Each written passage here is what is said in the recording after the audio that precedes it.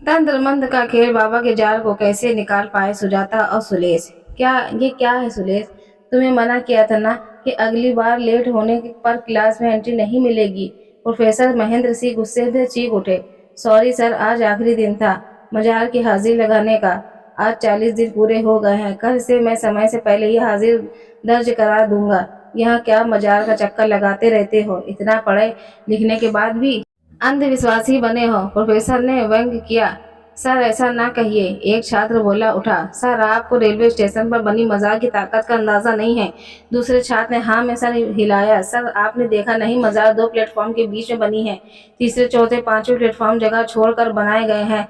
एक कोने में आवाज आई। सर अंग्रेजों के जमाने से ही मजार का बहुत नाम है। 40 दिनों की नियत से हाजिरी लगाने पर मनोकामना पूरी हो जाती। किसी छात्र ने ज्ञान बघारा। आज भौतिकी का क्लास में माजरा का पूरा इतिहास भूगोल की चर्चा का विषय बना रहा। प्रोफेसर भी इस भूगोल लाभ को सुनते रहे। महेंद्र सिंह का पूरा छात्र जीवन व नौकरी से शुरू के वर्ष भूगोल की बीते हैं। पिछले वर्ष उन्हें इस छोटे से जिले में प्रोफेसर का ऑफर आया तो वह अपनी पत्नी को लेकर इस कस्बे नुमा जिले परसियों से चले आए, जहां सुविधा का स्वास्थ्य को मूलभूत साधन भी उपलब्ध नहीं है। इस कस्बे को जिले को बदलने में 5 वर्ष हुए हैं, इसलिए विकास के नाम पर तहसील, जिला अस्पताल व सड़कों का विस्तार कार्य अभी पूरा नहीं हुआ। सरकारी अस्पताल में जरूरी उपकरण और विशेष डॉक्टर्स की कमी बनी हुई है। बेहतर तरीकों से बने मकानों के बीच में कहीं कहीं सड़कें बन गई हैं, तो सीवर और नाली का अभी कोई ऑर्डर आता पाता नहीं है। आसपास के गांवों में समर्थ लोग इस शहर के मकान बनाकर रहने लगे हैं, पर मानसिकता और आचरण से वो अभी भी गंवाई विचारधारा से जुड़े। केवल 3 से 4 कभी कभार वह भी कॉलेज में गेस्ट फैकल्टी बन क्लास ले आ जाती। सुजाता आज जब भी कॉलेज में आती छात्रों के पीछे खिल जाती। वैसे तो कई कोएड इंस्टीट्यूट है, किंतु लड़कियों की संख्या उंगलियों में गिनी जा सकती है, इसलिए साधारण ढंग से तैयार होकर कॉलेज आती। फैशन में उनको दूर दूर तक कोई नाता नहीं है, बस बालों की खजूरी चोटी या पफ उठाकर बाल बनाकर अपने शौक पूरा हो जाता। नीले कुर्ते सफेद सलवार सूट डाले 18 से 20 वर्षीय सहपाठियों के सामने 35-20 सुजाता भरी भरी नभी दिखलाने वाली साड़ी, खुले और करीने से कटे बाल, गहरी लिपस्टिक से सजे होठ और आंखों में गहरा काजल सजाया हुआ जब भी क्लास में आने लगी, सड़कों लड़कों में को प्रभावित करने की ओर मच जाती। उन्हें फिल्म हीरोइन से कम ना समझते। महेंद्र सिंह अपने साथी शिक्षकों के बीच गर्व से गर्दन उठाकर घूमने मानो चुनौती सी देते हैं कि मेरी बीवी से बढ़कर तुम्हारी बीवियां हैं क्या? साथी शिक्षक पीठ पीछे सुजाता महेंद्र का मजाक बनाते, मगर उनके सामने उनकी जोड़ी की तारीफ के कसीदे काटने। उन पर महेंद्र जब घर लौटे तो चाय पीते हुए दिन भर की चर्चा में मजार का जिक्र करना भूल गए। यह सुनते ही सीनांत सुजाता की आंखों में आज से चमक उठी। हो सकता है कि इसलिए उस समय यह परसिखियां खींच लाया। सुजाता जितनी विशेष भूषा से अधिक उतनी ही धार्मिक थी। एक दिन घर की महिलाओं को बुलाकर धार्मिक कार्यक्रम करवाना उनकी दिनचर्या से शामिल था। इसी वजह से वह अपने मोहल्ले वालों में काफी लोकप्रिय को गाइड थी। अस्पताल आसपास के मकानों में ज्यादातर नजदीकियां गांव में आकर बसने वाले परिवार थे। वो बेचारे सालों से भीतर ही सिया अपने छोटे बेटे बच्चों को पढ़ाने के लिए बना कर रहने आ गए थे। उनमें से कुछ पंडित, कुछ पटेल तो एकदम राठौर परिवार के थे। कुछ परिवारों की महिलाएं अंगूठा छाप है तो कुछ 10वीं या 12वीं तक पढ़ी हैं, किंतु इसके बाद विवाह को हो जाने के कारण वह आगे ना पढ़ सकी। अभी तक यहाँ 16-17 वर्ष की शादी और 20-21 वर्ष में गौना कर देना का चलन रहा है। ऐसे परिवार के बीच सुजाता और कार्यक्रम करवा के इन महिलाओं को बढ़कर कौन मिलता। ये महिलाएं जो गांव में दिन भर किसी न किसी कार्य से व्यस्त रहती हैं या परसियों में घर से बाहर कुर्सियां डालकर दिन भर गाउन पहनकर बतियाती रहती हैं। गाउन पहनना उनके लिए अनुविधता की निशानी है, बस इतना ही फैशन करना आता है इनको। सुजाता का शुरू में तो यह बिल्कुल मन नहीं लगा था, मगर धीरे धीरे उनने अपने आप को साथ महिलाओं के साथ समारोह के कार्यक्रम में व्यस्त कर लिया। उसे रह रहकर भोपाल याद आता। वहाँ की चमचमाती गाड़ियों के लॉन्ग ड्राइव किटी पार्टी, बड़े ताल का नज़ारा क्लब और अपनी आधुनिक सखियों का साथ। शादी के 10 वर्षों बाद सारी शारीरिक जांचों के परिणामों से उसे मालूम हो गया था कि वह कभी मां नहीं बन सकती। वह अपने खाली समय में किसी न किसी तरह व्यस्त रखती ताकि खाली दिमाग में कोई खुराफात न पैदा हो जाए। जहाँ भोपाल में वह किटी क्लब और सोशल वर्क में बिजी थी, यहाँ के माहौल में वह पूरी तरह रम गई थी। मगर नियम से यहाँ कहाँ इकलौती ब्यूटी पार्लर में जाना ना भूलती। यहाँ की ब्यूटिशियन से ज्यादा तो उसे ब्यूटी नॉलेज थी, इसलिए उसे भी तरह तरह के ब्यूटी टिप्स देती रहती। ब्यूटिशियन रमा जबलपुर में अपनी मौसी के घर रहकर 6 महीने का कोर्स करके परसियों से अपना पार्लर खोलकर बैठ गई थी। यहाँ युवती ट्रेनिंग और फेशियल खूब करवाती थी। उसका पार्लर चल निकला, परंतु सुजाता के आने के बाद रमा को vaccine, manicure, pedicure, hair cutting के नए तरीके जानने को मिले। वह सुजाता को देखते ही खिल उठती और सोचती कितनी उच्च शिक्षित है, मगर स्वभाव इतना ही सरल है। इधर सुजाता का मन मजाल के चक्कर लगाने को मचलने लगा। वह सोचती सारे वैज्ञानिक तरीके अपना कर देख ही लिए हैं और परिणाम नहीं मिला, अब मजाल के चक्कर लगा कर भी देख लेती। जब इसे विषय की महेंद्री राय लेनी चाहिए तो उन्होंने कोई उत्तर नहीं दिया। शायद उन्होंने भी सुजाता की आंखों में आशा की चमक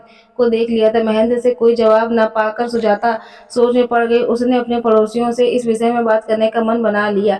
दूसरे दिन हमेशा की तरह दोपहर में जब सारी महिलाएं अपने चबूतरे या प्लास्टिक की कुर्सियों डालकर गप्पे से मशगूल हो गई, सुजाता ने मजाक का जिक्र छोड़ दिया। फिर क्या था, सभी के पास नर्क तर्क निकल आए कि मजाक इतनी महत्वपूर्ण क्यों है। सभी सवर्ण और पिछड़े वर्ग के परिवारों की महिलाओं से वैसे तो पूजा पाठ के नियमों से बहुत अंतर था, मगर मजाक के विषय में सभी एकदम थी। लगे हाथ महिलाओं ने सुजाता की दुखती रंग पर हाथ रखते हुए उसे भी संतान के मनौती मांगने के लिए 40 दिन मजार का फेरा लगाने का सुझाव दे ही दिया। कुछ का तो कहना था कि 40 दिन पूरे होने से पहले ही उसकी गोद में हरी हो जाएगी। जितने मुंह उतनी बातें। सुनकर सुजाता ने तय कर लिया कि वह कल सुबह से ही मजार जाने लगेगी। महेंद्र उसके इस फैसले से खुश तो नहीं हुआ, किंतु उसने उसे उसके विषय के साथ फैसला लेने को स्वतंत्र कर दिया। मजार का रास्ता रेलवे स्टेशन के औरंगजेब से गुजरकर 2 प्लेटफॉर्म के बाद है। छोटा सा स्टेशन होने के कारण बहुत ही कम यात्री गाड़ी से फेरे लगते हैं। दिन भर पास के अंचल से कोयला खदानों का कोयला लदकर गुजरने वाली मालगाड़ियां ही तांगा लगा रहता है, जो ज्यादातर तीसरे प्लेटफॉर्म से गुजरती है। दूसरे और तीसरे प्लेटफॉर्म के बीच में ही मजार है, जिसे चारों तरफ से घेरकर ओवर ब्रिज की सीढ़ियों से जोड़ दिया गया है, जिससे लोगों की मजार की आवाजाही से रेलवे स्टेशन की सुरक्षा प्रबंध पर कोई असर नहीं पड़ता। लोगों का अनजाना एक ओर से लगा ही रहता है, आना जाना। जब से यह जगह जिलों में परिवर्तित हुई है, तब से भीड़ बढ़ने लगी और एक बाबा की मौजूदगी भी वहाँ। हफ्ते में 3 दिन मजार में, शेष 4 दिन स्टेशन से बाहर पीपल के पेड़ के नीचे बैठा मिलता है। कोई कहता है कि बाबा मुस्लिम है तो कोई उसके हिंदू होने का दावा करता, मगर बाबा से जाति पूछने की हिम्मत किसी की नहीं थी। बाबा से लोग अपनी परेशानियां जरूर बताते, जिन्हें वह अपने तरीके से हल करने के उपाय बताता। बाबा बड़ा होशियार था। वह शाकाहारियों को नारियल तोड़ने तो मांसाहारियों को काला मुर्गा काटकर चढ़ाने का उपाय बताता। लोगों के बुलावे पर उनके घर जाकर भी झाड़ू फूंक करता। जो लोग उसके उपाय करवाने के बाद मानमूंगी मुराद पा जाते, वो खुश हो उसके मुराद हो जाते। लेकिन जो लोग सारे उपाय अपना कर भी खाली हाथ रह जाते, वो अपने को ही दोष मानकर चुप रहते। इसलिए बाबा का धंधा अच्छा चल निकला। सुजाता सुबह के समय जब घर से निकली, उस समय जाड़े के मौसम के कारण कोहरा छाया हुआ था। वह तेज कदमों से स्टेशन की ओर निकल गई। उसके घर और स्टेशन के बीच 1 किलोमीटर का ही फासला तो था। अभी मजार में अगरबत्ती सुलगा कर पलटी कि बाबा को सामना हो गया। उसने प्रभात करने को झुकना चाहा, पर उसकी मनसा भाप कर बाबा 2 कदम पीछे हट गया। मेरे नहीं, इसके पैर पकड़ो, वह जो इस में समाया है। उसने उंगली से मजार की तरफ इशारा करते हुए कहा, जिस मनसा से यहाँ आई हो वह जरूर पूरी होगी, बस अपने मन को कोई अंसा न रखना। सुजाता गदगद हो गई। आज सुबह इतनी महाबनी होगी उसने सोचा नहीं था। उसे पड़ोसियों ने बताया था, यदि मजार वाले बाबा का आशीर्वाद मिल जाए तो फिर तुम्हारी मनोकामना पूरी हो ही मुझसे समझो खुश मन से सुजाता ने घर में प्रवेश किया तो उसका पति चाय की चुस्की के साथ अखबार पढ़ने का तल्लीन था। सुजाता गुनगुनाते हुए घर के कामों में व्यस्त हो गई। महेंद्र सब समझ गया कि वह मजाक का चक्कर लगाकर आई है, मगर कुछ ना बोला। वह सोचने लगा कितने सरल स्वभाव की है उसकी पत्नी, सब की बातों में तुरंत आ जाती है। अब मगर मैं वहां जाने सोचने लगा कितने सरल स्वभाव की उसकी पत्नी है, सबकी बातें तुरंत आ जाती है, मगर मैं वहां जाने से रोकूंगा तो वो रुक नहीं जाएगी, मगर उस पर मुझे दोषी भी समझती रहेगी। मैं उन्हें उसके मन से अनुसार कार्य न करके उसे संतान पाने की आखिरी अवसर भी वंचित कर दिया। आज जाकर आई है तो कितनी खुश लग रही, वरना कितनी बुझी बुझी सी रहती है। चलो कोई नहीं, 40 दिनों की ही तो बात है, फिर खुद ही शांत होकर बैठ जाएगी। टोकने से इसे दुख ही पहुंचेगा। दिन बीतने देर नहीं लगती, 40 दिन क्या 4 महीने बीत गए, मगर सुजाता का मजार जाना न रुका। अब वह गेस्ट फैक्ट्री के कार्य में भी रुचि नहीं लेती, ना ही आस पड़ोस से महिलाओं के संघ कार्यक्रम में मन लगाती। अपने कमरे में अंदर ही बंद कर घंटों न जाने कौन सा तंत्र मंत्र अपनाती। इन सब बातों से बेखबर एक दिन अचानक रमा उस मोहल्ले से गुजरी। उसने सोचा सुजाता भाभी की खबर भी लेती चलूं। अरसा हो गया उन्हें वो पार्लर नहीं आई। दोपहर का समय, दरवाजे की घंटी सुन सुजाता को ताज्जुब हुआ कि इस समय कौन है। दरवाजा खोलते ही रमा को देखकर वह खुशी से चहक उठी, उसे लगभग खींचते हुए भीतर ले आई। मगर रमा उसे देखकर हैरान थी कि क्या यही वही सुजाता है जो कितनी सजी सवरी रहती है सामने मैले कुचैले गाउन में, काले सफेद बेदरतबी वालों को खिचड़ी खिचड़ी के साथ, ना मांग में सिंदूर, ना मंगलसूत्र, ना चूड़ियां, ना बिंदी पहने सुजाता किसी सड़क पर घूमती पगली से कम नहीं लगी। भाभी आपको क्या हो गया है? तबीयत तो ठीक है ना? आप भी भाई साहब तो ठीक है ना? रमा ने हैरानी से पूछा। आप आई हो तो बैठ, तुझे सब बताती हूँ। मेरी तबीयत को कुछ नहीं हुआ, बल्कि मेरे चारों तरफ भूतों का डेरा हो गया है। कोई मेरी बात का विश्वास नहीं करता। यह देख, मैं इसे सोफे पर रात भर जाकर टीवी देखती रहती थी। अगर आपकी आई तो सोई गई, वरना पूरी रात यहीं कट जाती है। भूत दिन रात मेरे चारों तरफ मंडराते रहते हैं। दिन भर भी कभी मोहल्ले के बच्चे के रूप में तो कभी पड़ोसी के रूप में आकर बैठ जाते हैं। फिर चाय बनाने या कुछ लेने भीतर जाओ तो गायब हो जाते हैं। भाभी ऐसी बातें करके मुझे मत डराओ। रमा घबरा गई। मेरी जिंदगी की सच्चाई बन गई। ये देख, मेरे हाथ में निशान है, मगर मैं चूड़ी बिंदी कुछ भी पहनती हूँ तो ऐसे निशान बन जाते हैं। सजे संवरने पर मुझे ये भूत बहुत परेशान करते, इसलिए मैं अब सादगी से रहती हूँ। बाल भी नहीं रंगती, मेहंदी भी नहीं लगाती। सुजाता बोली। भाई साहब आपको कुछ समझाते नहीं है क्या? रमा सुजाता की बातें सुनकर उलझ में पड़ गई। के अंदर तो खुद ही आत्मा आती है। जब वह आत्मा आती है तो उनकी आवाज भारी हो जाती है, चेहरा सर्द हो जाता है। उसी आत्मा ने मुझे सादगी में रहने का आदेश दिया है।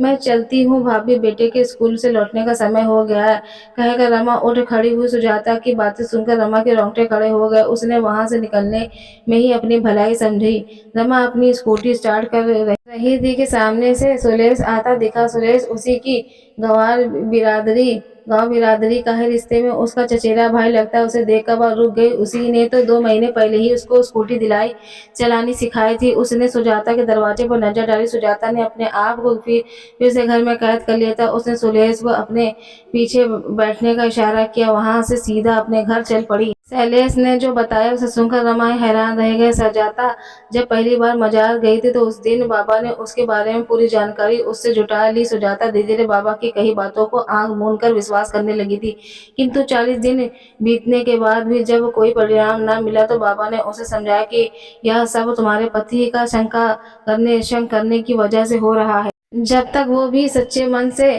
ताकत का प्रभाव नहीं करेंगे तब तक तुम अपने लक्ष्य को नहीं पा सकती। यह सुनकर सुजाता ने अपने पति को भी मजार लाने का फैसला किया और रोंदे कर गिड़गिड़ा कर उसे यहाँ तक लाने में सफल हो गई। लेकिन क्या सुलेश? रमा की सख्तता चरम पर थी। लेकिन जब मैं महेंद्र सर से कहा, वो गुस्से में लाल पीले होकर कहने लगे, ये सारी बातें बकवास है। ये फेरे लगाने से कुछ नहीं होता, बल्कि अब तो सुजाता घरेलू कार्य में भी रुचि नहीं लेती। बीमारी की तरह पूरे दिन वह लेटी रहती है। चलो मैं भी वहाँ का नजारा देख कर आता हूँ। उस दिन बाबा स्टेशन से पहले ही पीपल के पेड़ के नीचे बैठा आसपास के आए आदिवासियों को घेर कर बैठे थे। उस दिन मजार का मेला भी था, जो मजार पर लग कर बाहर पास के मैदान में लगा था। उस दिन भी भीड़ को देखते हुए किसी को भी स्टेशन की सुरक्षा के लिहाज से मजार तक जाने नहीं दिया जाता, इसलिए जो भी भक्त चादर अगरबत्ती धूप भी चढ़ाना चाहे वह बाबा को सौंप देता है। इसलिए बाबा के चारों तरफ भीड़ जुटी है, जिसमें गरीब आदिवासी महिलाएं, उनकी बेटियां बहुत श्रद्धा के साथ हाथ जोड़कर लाइन में आगे बढ़ती जा रही थी।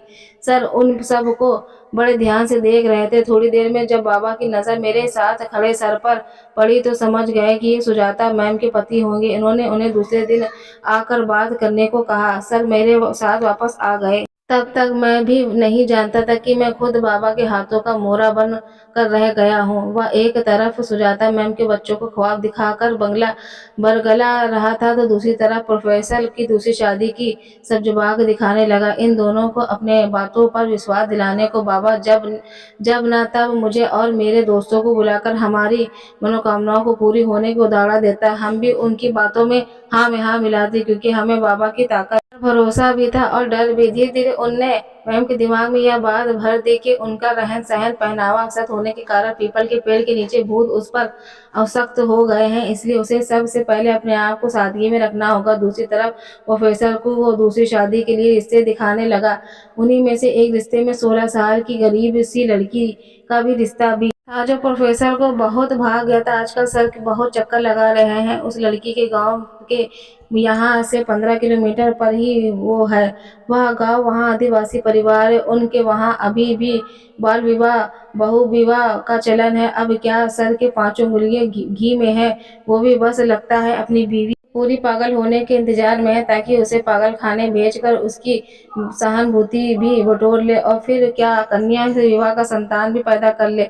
मेरी गलती बस यही थी कि मैं बाबा और सर के चालों को पहले समझ नहीं पाया, वरना मैम की कुछ मदद कर देता। मगर अब उनकी मानसिक स्थिति को केवल किसी मानसिक रोग विशेष से मिलकर ही संभाला जा सकता है, इसलिए मानसिक रोग विशेष इस शहर में मौजूद ही नहीं है और दूसरे बड़े शहर में ले जाकर इलाज कराने के मूड में प्रोफेसर है नहीं, बल्कि सलेह के खुश। यह सब कुछ रमा के घेर आ गई। बेचारी सुजाता भाभी या मक्कार बाबा जब प्रोफेसर को अपनी बातों में उलझा पाया तो उसने दूसरा जाल फेंका कि बड़े बड़े प्रमशी पर पार आए तो फिर उस जाल में यह प्रोफेसर कैसे बच पाता। वह दूसरी शादी करने के लिए अपनी पहली पत्नी को भूल गया।